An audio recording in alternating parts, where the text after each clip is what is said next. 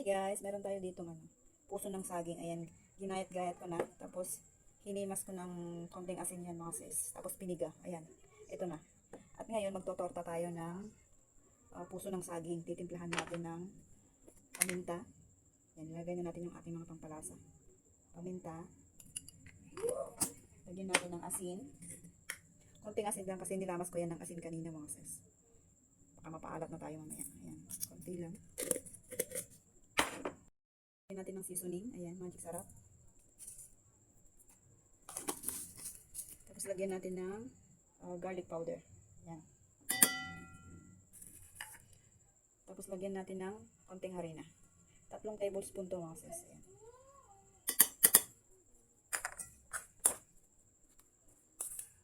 Ayan, halo-halo natin. Tapos ilalagay natin yung ating itlog. Ayan, meron tayong itlog dito, 3 piraso na jumbo size. Ayan. Mahal na ngayon ang itlog mga sis. 10 piso na isa yan.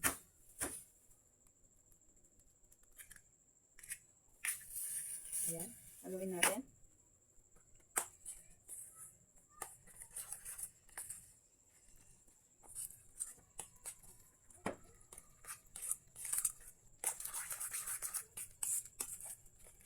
Tutok pa natin mga sis. Igigisa ko sana ito mga sis, gagataan ko kaso iniisip ko baka hindi na naman kainin yung mga bata. Kaya ganito na lang gawin ko para kainin yung mga bagets. Ayan, okay na yan mga sis. Tutorta natin. Ayan, nagpiprito na tayo mga sis.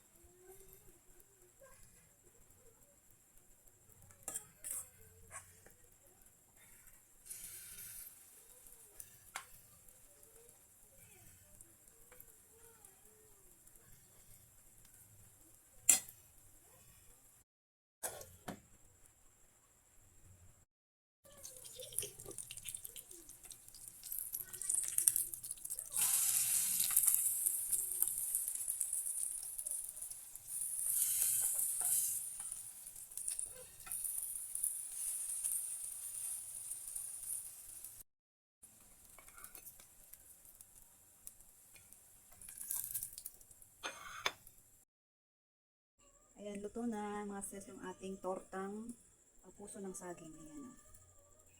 Ayan. Sigurado kakain na mga anak ko nito. Atin mga sis.